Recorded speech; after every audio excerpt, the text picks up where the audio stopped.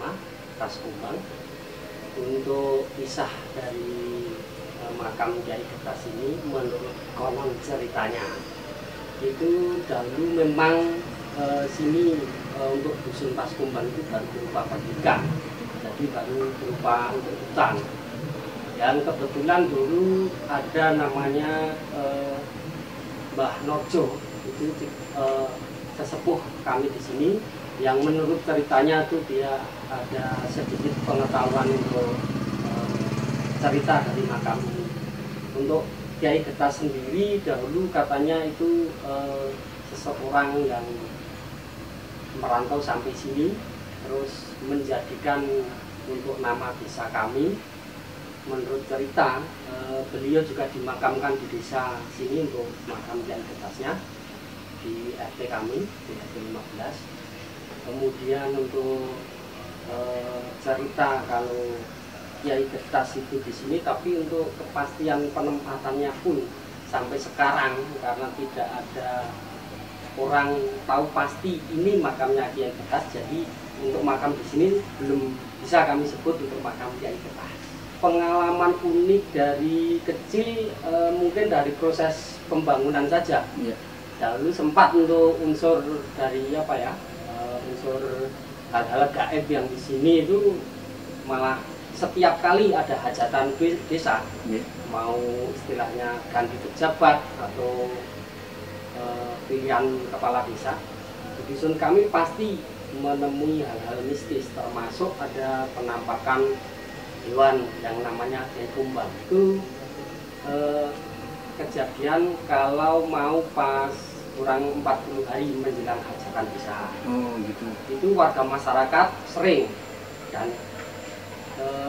biasanya bertepatan di samping musola untuk perwujudan dari hal tersebut. Itu sering terjadi. Terus untuk hal-hal lain setelah tempat ini direnovasi oleh warga, karena dahulu sini itu masih berbentuk hutan.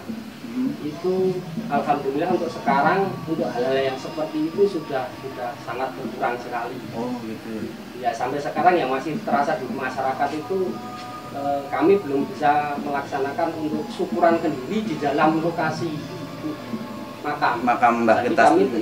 Kami mengadakan kebudayaan tahlilan ruangan untuk warga kami tetap berada di depan. Oh gitu ya. Di jalan masuk ke akses makam. Teman-teman Saniskoro, tadi kita sudah dengerin pemaparan yang sangat menarik dari Pak RT kita. Ini hari yang luar biasa bagi Mbah Bakrun TV karena sangat support sekali Pak RT, para warga di sekitaran Taskumbang untuk bisa kita menguri-uri sejarah. Dan saya sekarang selain ada Pak RT juga ada Pak Bayan. Pak Bayan dan kita nanti ada channel yang namanya Warna Desa TV, nggak Pak G? Ada web komedi series yang akan tayang setiap hari Sabtu dan Minggu. Pak Bayan asli, dan memerankan Pak Bayan juga dalam web komedi series tersebut. Nah, Pak, monggo Pak, ngobrol bagaimana rasa ketika menjadi Pak Bayan di Pak Bayan web komedi series. Tadi Pak RT bisa nonton Pak. Ya. Saya sebenarnya kalau jadi apa ya istilahnya perang di Pak Bayan itu depan kamera itu masih canggih. Tapi Mas Adbani kok nggak apa-apa, nanti pengalaman depan kamera sendiri gitu. Oh iya. Dan ternyata memang selain beliau seorang Bayan di Taskumbang, beliau juga pemeran yang baik. Bakat-bakat keaktoran sudah muncul secara natural banget loh Pak, lucunya natural. Termasuk aktor desa. Oh, termasuk aktor desa kata Pak RT. Berarti sudah tidak bisa diragukan lagi. Dan kekonyolannya bagaimana akhirnya nanti Pak Bayan web comedy series di Warna Desa TV itu bisa menjadi sarana hiburan dan pendidikan alternatif untuk warga Taskumbang khususnya dan untuk warga dunia, bahwa desa bisa memberi energi ya Pak ya, Desa bisa memberi energi dan akan berpengaruh pada wilayah kenegaraan. Jadi jangan lupa nanti linknya akan saya sertakan di kolom deskripsi. Tunggu ya teman-teman. Pak Bayan, web komedi series di Warna Desa TV. Jangan lupa subscribe, like, comment, share, bagikan ke seluruh warga dunia supaya tahu bahwa desa memberi energi pada negara. Atau ya Pak? Iya. Ya Pak Bayan. Semangat Pak Bayan, semangat Pak RT. Terima kasih banyak. Rahayu. Assalamualaikum warahmatullahi wabarakatuh. Salam sejahtera, salam bahagia, salam budaya, namo buddhaya, panjang umur proses karya, rahayu, rahayu, rahayu. Selamat berjumpa kembali di Mbah Bakrun TV dalam program channel Sanis Koro, di mana kita membahas wilayah-wilayah yang punya nilai-nilai sejarah dengan sudut pandang metafisika. Ada saya sebagai host dan penjaga gudang. Ada Mas Sukana, rahayu Mas Sukana. Rahayu semuanya. Ada mediumisasi oleh Mas Wahyu, rahayu Mas Wahyu. Ada Mbak Ita sebagai chef imajinasi spiritual, rahayu Mbak Ita. Sekarang kita ada di tempat yang paling bersejarah di Desa Taskombang. Kenapa ini tempat paling bersejarah di Desa Taskombang? Karena menurut residual yang akan diceritakan nanti, cikal bakal nama Taskombang ada di wilayah ini. Apa itu Taskombang? Nanti akan dijelaskan secara residual spiritual oleh Mas Sukana. Lalu kita juga berdiri di belakang pohon ancar namanya. Menurut Pak Bayan dan Pak Lurah ini pohon ancar namanya. Kita berdiri di belakang pohon ancar, di mana di sini terletak petilasan atau tempat bungsunya seorang tokoh spiritual yang menjadi cikal bakal sejarah berdirinya Desa Taskombang. Ada apa saja nanti bisa diceritakan lebih lengkapnya oleh Mas Sukana. Tak lupa, kami mohon jika video ini bermanfaat, mohon subscribe, like, and share, serta padamkan tombol notifikasinya agar kami lebih gencar membawakan wilayah-wilayah sejarah terutama di Desa Taskombang. Langsung saja kita ke Mas Sukana. Rahayu Mas Sukana. Rahayu semuanya. Kita jumpa lagi nih. Asik. Semesta yang merakmati. Wah, padahal kemarin baru di Pelet Beli. Sekarang kita ada di masih seputaran Taskombang. Kenapa masih seputaran Taskombang? Yang pertama, kita tinggal di wilayah Taskombang. Yang kedua, Temposkopi ada di wilayah Taskombang. Tuh, harus Temposkopi. Di mana? Dusun Cageran, RT 25, RW 9, Taskombang, Manis Renggo, Klaten, Jawa Tengah. Wah, tetap promosi saya. Tetap promosi. Sekarang kita ada di pohon ancar, tempat sejarah Desa Taskombang. Desa Taskombang. Mohon ceritakan Mas, apa yang Mas Sukana lihat di sini? Belum kita cerita karena bagi alangkah baiknya, karena ini kan dulu rumah. Kita mulai dulu permisi dari pintu rumahnya. Oh iya, jalan ada pintu rumah ya, ada pintu rumahnya sini dulu. Jadi ini sebelum difungsikan sebagai makam, ini adalah rumah beliau. Oh, beliau itu siapa Mas? Si Pak yang Mbah Getas atau apa?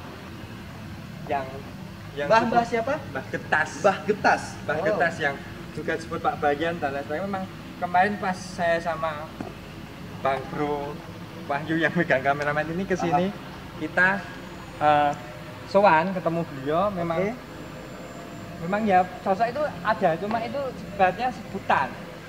Mbah Getas itu sebutan. Nanti setelah kita ke sini, nanti akan saya ceritakan. Ini warna pintu. Oke, ya. Kayaknya kan bentuknya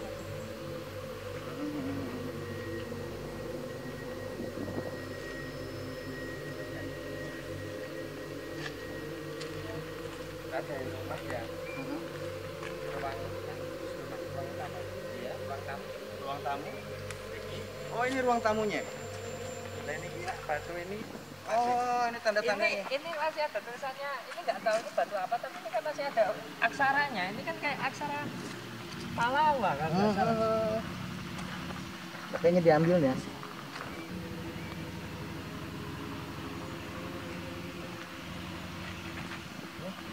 Yang masih kalau ini diukir.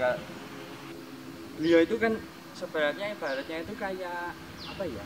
Dia itu juga dia penjaga spiritual dan keseimbangan di tempat ini, dan juga ibaratnya beliau itu anggaplah Nini Danyang. Kaki Danyang. Kaki Danyang. Kaki Danyang, Danyang ya. Kaki Danyang yang memang diberi mandat langsung oleh beliau. Jadi ceritanya ini dengan yang saya lihat itu adalah dulu ketika Eyang Budowoko bertapa di satu daerah di Jawa Barat. Iya. Ya Topongeli. Beliau Topongeli. Nah, Topongeli itu ngikuti dari sumber sungai ke muara, ke akhir. Jadi beliau itu tiduran ngikutin arus kali itulah sampai di mendekati laut itu tiba-tiba terjadi tanpa sebab itu terjadi banjir. Oke. Banjir dan itu berbarengan dengan air laut yang naik. Oke. Air laut yang naik dan kan otomatis ketika beliau bertapa itu kan tetap dia sadar. Jadi aku harus menyelamatkan diriku. Jadi kan getas itu kan pohon getas itu loh kan Mas. Pohon yang ada durinya, yang getahnya itu ada racunnya. Iya. Yang pohonnya besar kayak gitu, tapi setiap pohon itu punya duri. Lah, kita lanjut tadi, yang Budowoko itu dia bukan terlahir dari rahim manusia. Sabdo jadi atau sabda keajaiban lah, mukjizat. Jadi ketika beliau itu mencari keselamatan yang Budowoko itu adanya cuma pohon getas itu, dipegang rantingnya. Ya setelah dipegang, beliau selamat. Meskipun dia tahu, meskipun ada luka tapi beliau yang bikin masuk dalam bahasa. Kalau yang saya lihat pakai bahasa sana, tapi saya terjemahkan pakai bahasa sini aja yang lebih mudah karena saya nanti tidak belibet. Susah bahasa sana. Jadi ketika beliau ini matur suwun, terima kasih sudah menyampaikan saya. Kue wit-witan sampurna wujudmu, sampurna sakabeh, sempurna semuanya, semua wujudmu, jadilah menjadi remaja seperti saya. Sejarahnya ini sudah boleh dikersahkan belum ke sana Mas? Sudah sangat boleh. Pelan-pelan. Sejarah apakah ini ada hubungannya dengan nama Taskombang di wilayah sini Mas? Si Eyang ini atau Mbah Getas, kita Mbah Getas, si Eyang tadi atau Mbah Getas itu dulu kan adalah penjaga karena kan dia punya kesaktian bisa bernapas di air dan lain sebagainya. Maka beliau itu ketika desa ini mulai dijadikan pusat, salah satu pusat transit dan lain sebagainya, beliau ikut dari Bumi Kuningan ke sini. Kemudian karena kan beliau juga bisa bernapas di dalam air kan, di situ ada punden tersembunyi lah yang akan kita bahas di dalam air. Ya, beliau jadi juru kuncinya di situ. Kan dia itu salah satu titah lah atau wong pinilih yang bisa dalam air. Makanya ketika ada titah-titah yang bisa bersembayang di dalam air, beliau lah yang dereke. Ngaten ya. Beliau yang dereke sampai akhirnya yang Budowoko membuat suatu desa kecil lah untuk persinggahan, untuk apa ibaratnya pengiriman bahan baku, karena kan sebenarnya di daerah Merapi ini kan ada kayu baik untuk kapal yang untuk tiang. Untuk tiang kan kayu apa saya lupa itu, tapi itu gambar kayunya kan merah itu. Kayu jati juga merah loh Mas. Tapi bukan kayu jati. Bukan kayu jati. Kayu jati ya. Kayu khusus kapal itu juga. Jadi memang diangkut ke sini. Sebentar Mas. Pohon ancar ini menurut literasi yang saya baca juga, ini juga kayu yang cocok sekali untuk kapal. Untuk geladak. Iya, geladak. Untuk geladak kapal itu. Ya. Karena dia posisinya tidak memuai. Tidak bengkok. Iya, tidak bengkok seperti kayu ulin. Hanya saja dia tidak mampu banyak menahan air laut. Ya, seperti itu yang saya tahu. Nah, makanya saya bingung ini ada hubungannya apa ya kayak gitu. Jadi ini kan pasal. Jadi kalau kayu untuk apa tiang kapal itu memang didatangkan dari hutan di lereng Merapi.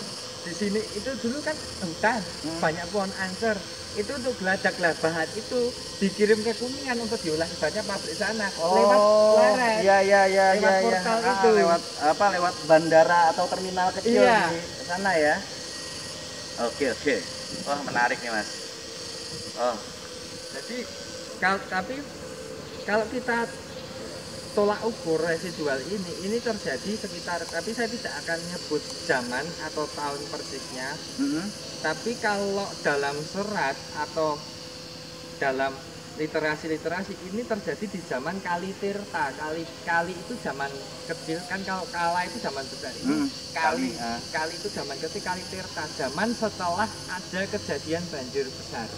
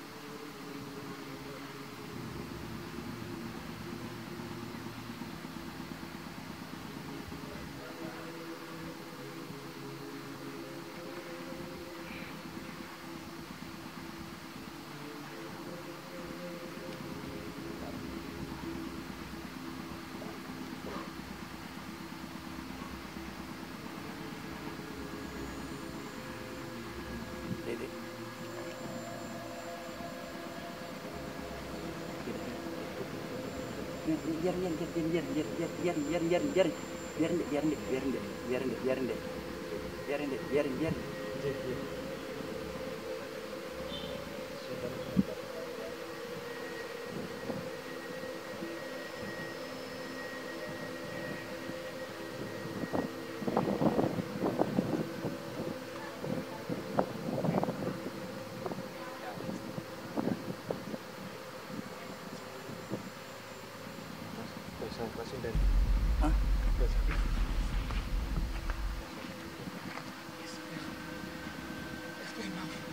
Belanda.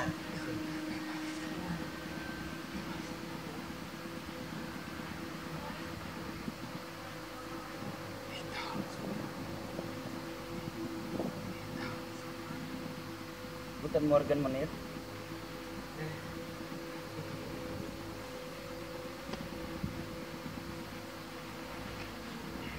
Ini ngopo Belanda masuk. Iya.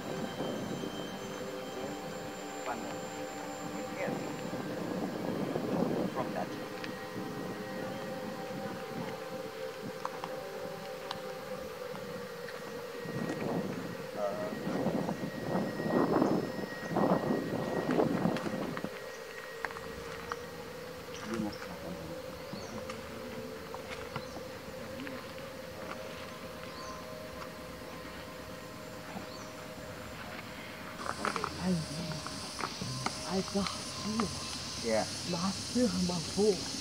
Ya. Masih mampu. Masih mampu.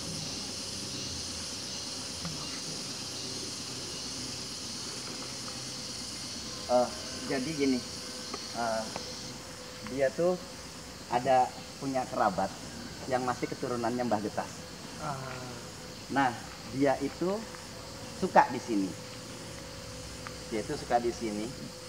Terus dia minta maaf atas perlakuan bangsanya kepada bangsa ini. Iya benar.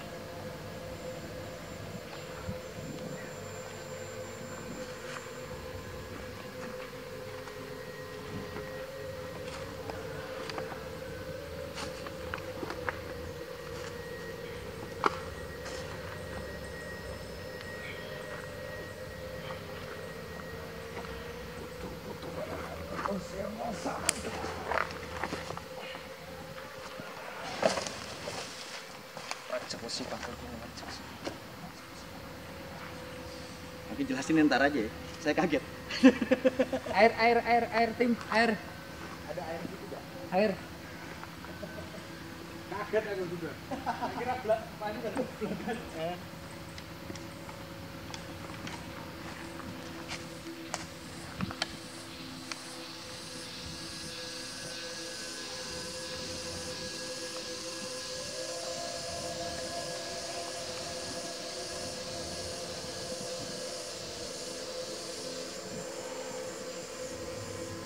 Yuk. Bangun deh. Udah.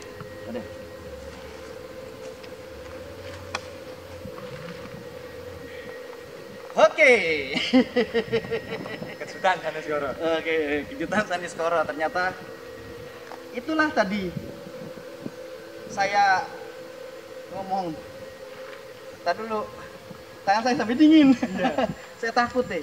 Hampir saya tinggal Pak Bayan sama Pak RT di sini. Yeah. Wahyu. Oh, Wahyu. Oke, teman-teman masuk sana.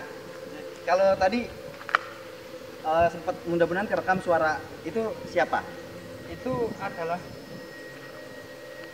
lucu ya kejadiannya. Jadi Mbah Getas itu Raden Getas itu punya saudara angkat Raden Getas. Dia terakhir manusia ketika Presiden Pajajaran. Oke. Presiden Jepang. Itu terakhir sih. Ya setelah Mbah Getas setelah Getas Musa beliau tetap jaga di sini. Oh. Sampai dia akhirnya sebenarnya dia masih hidup. Cuma mentis. Dan beliau masih ada di seputaran sini, tapi sekarang beliau tidak memilih menipis pada raga. Ketika yang jauh insiden. Bentar. Aman ya? Aman bro. Aman ya?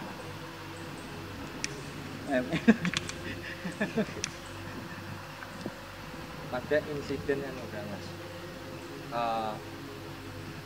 itu Majapahit terakhir. Oke. Artinya gini, kalau kita misalkan mau meresidual lagi, ini bukan makam. Bukan. Ini bukan makam, tapi ini rumah. Jadi ya atau bisa apa ya, kayak nama bukan. Raden Getas itu beliau nggak mau, bukannya nggak mau hadir, bukannya nggak mau, tapi takutnya ketika beliau untuk bicara, beliau datang itu pasti kan ada oknum-oknum itu loh. Oke. Tapi beliau berpesan kepada tadi kalau aku sama komentar di situ sih sebut. Jadi mereka beliau berpesan bahwa masyarakat yang di sini banyak orang datang ke sini itu buat ngelmu, buat dagang, buat ya jadi kayak itu buat apa ya, keramaian. Datang dari mana-mana dan berkembang pesat itulah kayak wilayah sini dibanding wilayah yang lain. Karena memang dekat dermaga kalau menurut residual sejarah kan gitu kan. Cuman kembali lagi ada oknum yang menyebabkan akhirnya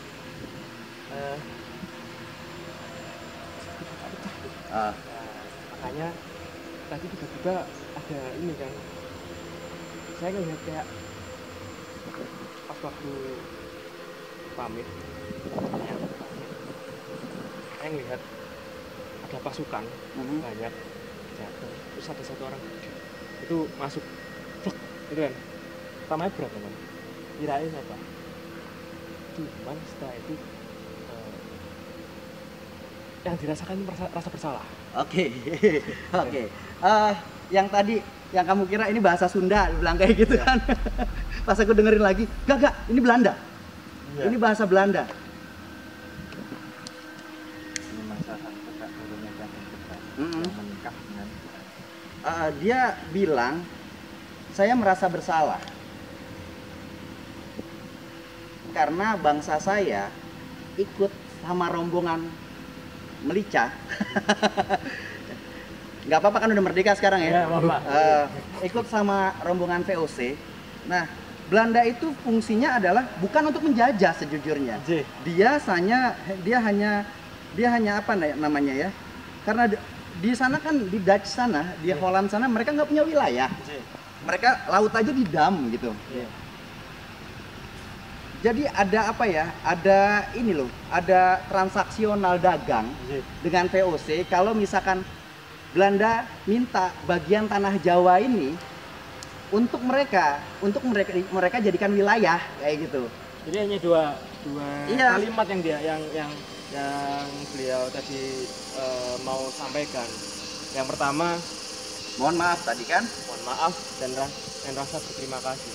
Rasa terima kasih karena mau menerima. Padahal beliau dari ya kalau orangnya apa ya, penjajah ya. Stigma orang kan penjajah, tapi terima. Akhirnya sampai yang punya kerabat yang lain di sini. Ada ini, Mas Wahyu masuk kanan. Ada hal yang menarik yang saya dapatkan di sini. Jadi gini, biarlah tempat ini menjadi seperti ini apa adanya. Artinya, walaupun banyak pusat-pusat heritage, tolong jangan digali. Iya. Tolong jangan digali, tolong jangan, biarkan saja itu nanti semesta yang akan memunculkannya. Betul, itu memang dawuh. Semesta yang akan memunculkannya, biarkan saja supaya warga sekitar bisa merasakan kesuburan tanah. Kebudayaan itu adanya di dalam hati. Kayak gitu tadi dia pesan. Kebudayaan itu adanya di dalam hati, bukan di wilayah candi, bukan di wilayah apapun. Kita punya candi kita sendiri di dalam diri kita. Itu yang saya tangkap tadi. Sebelum ada batasan wilayah itu masuk batasan itu pas Kubang. Oh. Kembangan itu masih pas Kubang. Yang sekarang dengan itu masih wilayah. Iya, 4 kali itu sekali. Perjanjian Klaten kan Mas. Klaten. Ularnya itu betulnya ada orang kita kampung kan cuma pada Semua liar. Semua liar. Jadi dari sini arah turun ke sawah terus di bawah tolong Terus ditahlili di sana. ya di sana sampai beberapa hari terus hilang sendiri. Dan nyampe? Iya. Tidak ada di kota itu tidak ada. Ceritanya begitu tadi. Mungkin juga benar masalahnya orang-orang itu yang masih melihat juga masih ada. Artinya tapi orang-orang yang sekarang pun masih ada. Termasuk orang tua saya kan masih ada. Bapak kan umurnya hampir 90 tahun. Karena Sosro itu kan populernya di daerah Mojopahit. Nah, Sosro itu populernya di daerah Mojopahit. Ini memang dulu juga di sini. Ini saya dari Klaten juga sering ada ya dari sering sih. Tidak akhir-akhir itu ya. Pandemi juga kayaknya. Masuk. Oke, kita closing aja. Begini aja closingnya ya. Closing gitu. Sini. Iya, itu tadi kan ada seorang ibu yang tinggal di belakang kita membuat keris kira yang dulu kan. Jadi besok kita dikesahkan ke sana. Saya tahun depan ya. Baiklah teman-teman, demikian tadi sudah sedemikian lengkapnya di sini. Ada keterangan dari Pak RT juga, ada dari Pak Bayan, terus Mas siapa? Pak RW. Pak RT, Pak RW, Pak Bayan lengkap di sini. Terima kasih banyak. Terima kasih banyak. Artinya gini teman-teman, bahwa ternyata wilayah residual sejarah akan mengantarkan kita pada masa-masa di mana Nusantara masih sangat jaya, persaudaraan masih sangat kuat. Itu terbukti dengan adanya Kalenggahan. Terus juga diceritakan ada Nogososro yang datang, lalu bagaimana wilayah warga di sekitaran sini itu memang sangat budaya, religius jadi satu, sangat plural, sehingga apa ya, bentuknya wilayahnya pasti sempurna. Jika channel ini bermanfaat, silakan subscribe, like, komen, share. Kita dari Mbah Bakrun TV, tim Saniskoro. Assalamualaikum warahmatullahi wabarakatuh. Salam sejahtera, salam bahagia, salam budaya, namo budaya, panjang umur proses karya. Rahayu, rahayu, rahayu.